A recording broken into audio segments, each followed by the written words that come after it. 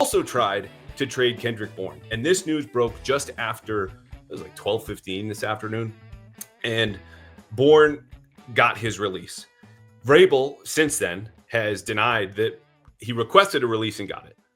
My understanding of this from both sides is that both sides ultimately got what they wanted. So whether Kendrick Bourne sat down and said, I want to be released right now, and the Patriots granted his wish, or ultimately he can go wherever he wants now, doesn't matter. They both got what they wanted. And the context for this, though, is the reason Bourne got what he wanted is because his understanding late last night was that he was probably going to Minnesota.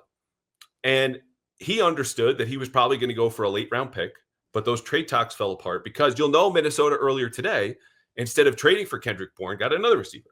That receiver was Adam Thielen. And this was after several days of reported on again, off again trade talks that ended with the deal Wednesday morning. Thielen, of course, played for the Vikings, so they wanted more. They gave up more picks than they would have for Bourne. So Bourne doesn't get to do that.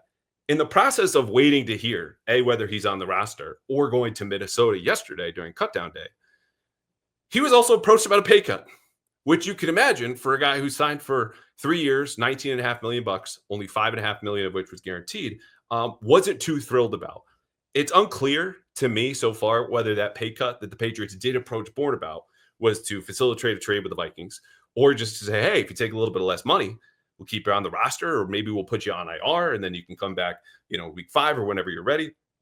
But the trade talks with the Vikings until yesterday, and maybe even earlier this morning, were complicated by the fact that Kendrick Bourne not only has had a bad training camp, we'll get to that, but he was hurt for basically all of it. This was a foot sprain he suffered, you'll remember, Friday night in stadium practice, and we reported on it. It was a foot sprain. Okay, expected to take 3 to 4 weeks to heal, and that's exactly what it did. The information the team was willing to give up, though, about his status was a little cloudy. So that made talks a little bit harder. And so because Bourne makes the 53 yesterday, when obviously the trade doesn't go through, it seems to reflect that he had returned to health. And I can tell you, indeed, he expected to practice today. Okay. So despite having that bad training camp, despite being on the bubble, deservedly so, it's probably their 7th best option based on what happened on the field, there was some hope that he would turn it around, because what he did show this summer was a lot of reps with the second team offense, very few with the starting group, and he only caught 2 passes, all of 2 from Drake May in team drills. And this is partly why we keep track of that crap, right? Because you want to know who Drake May is turning to at a time when he's only going to play a couple of series in the preseason. So in training camp, who's he working with? Who do the coaches like? Who do the quarterback likes? Because that plays a big role here. Kendrick Bourne didn't see a whole lot of time with Drake May. And when he did, he only caught 2 passes, the second of which led to the foot sprain. So again, the biggest piece of this is his play on the field.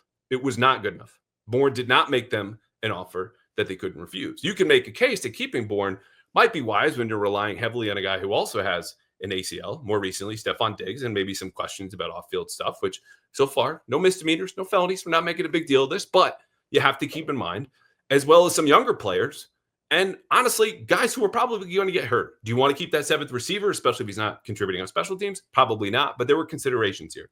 The bottom line is he's gone. It was not good enough. This is a guy who had been on the trade block basically the last 3 years after having a career year in 2021, 800 yards, 55 catches. I think it was 5 touchdowns with McDaniels. The hope for this bounce back, now a year removed from the ACL, and with the offensive coordinator who gave him his best season yet, never came to fruition. It didn't happen. So he expected to go elsewhere. Patriots sounded like they were going to get probably a 7th for Kendrick Bourne. Didn't happen.